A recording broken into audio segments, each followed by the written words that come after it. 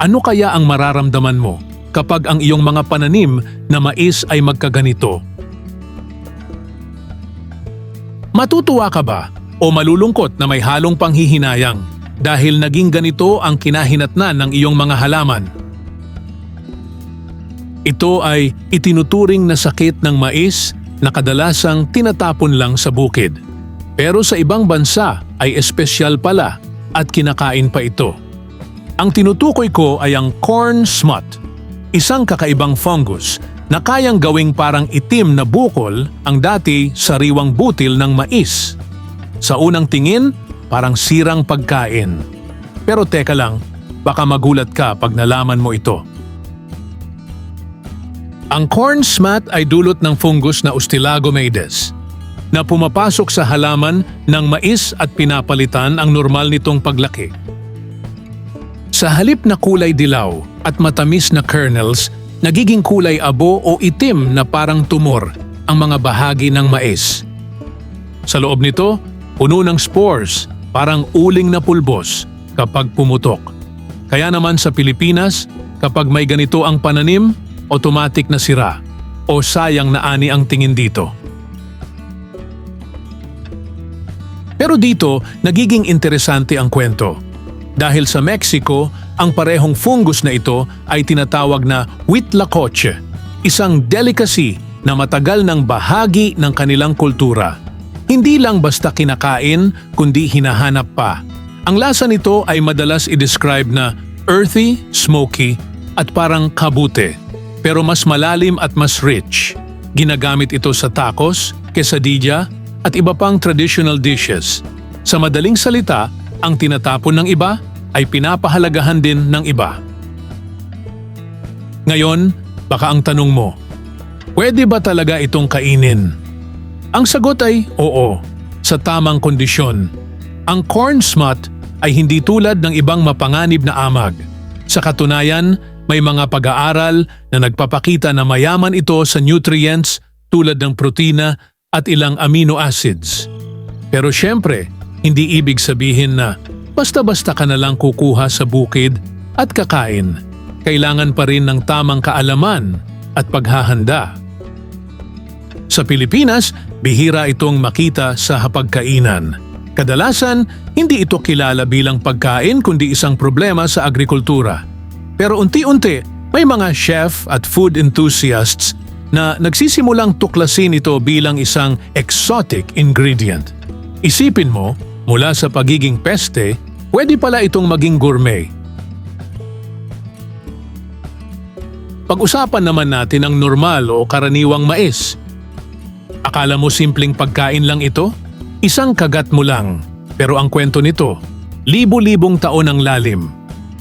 Paano kung sabihin ko sa iyo na ang mais ang isa sa mga dahilan kung bakit umusbong ang malalaking sibilisasyon at hanggang ngayon tahimik nitong sinusuportahan ang halos lahat ng kinakain mo? Ang mais o Zea mays ay unang inalagaan ng mga sinaunang tao sa lugar na ngayon ay kilala bilang Mexico mahigit 9,000 taon na ang nakalipas.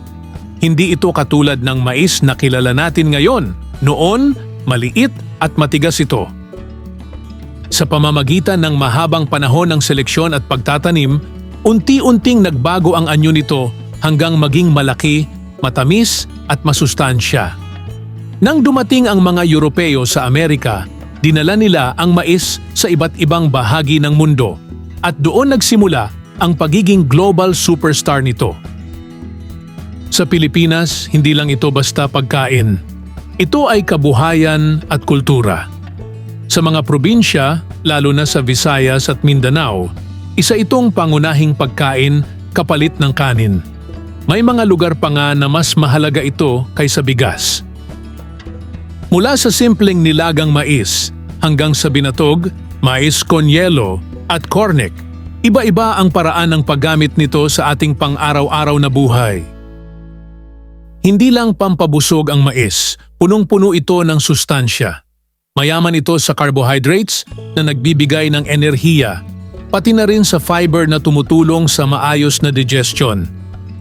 Bukod pa rito, naglalaman ito ng bitamina tulad ng vitamin B complex lalo na ang thiamine na mahalaga sa brain function.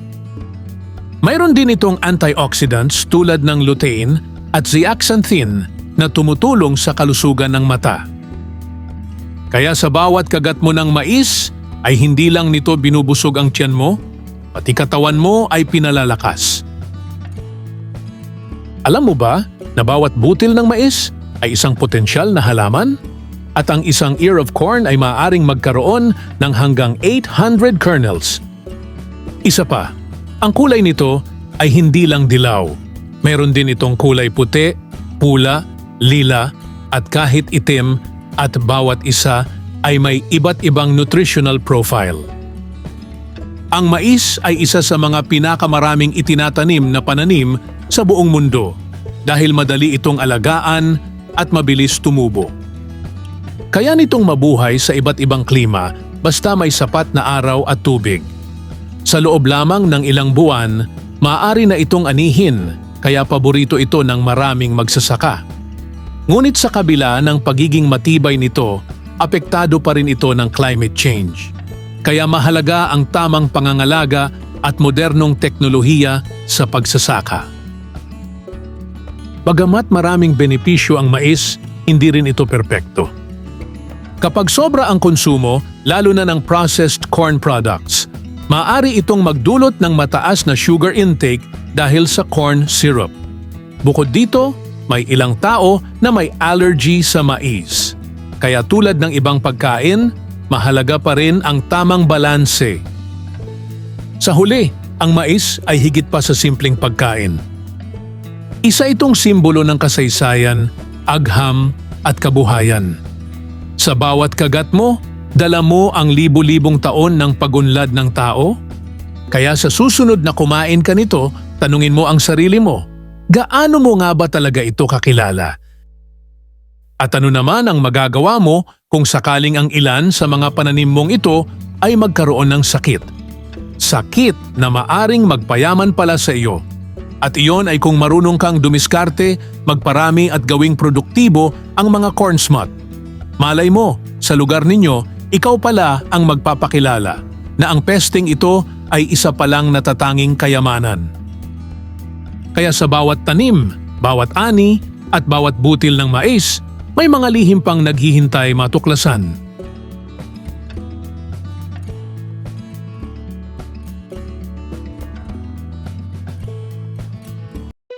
Kung nagustuhan mo ang bidyong ito, subscribe na at i-click ang notification bell para sa iba pang mga video.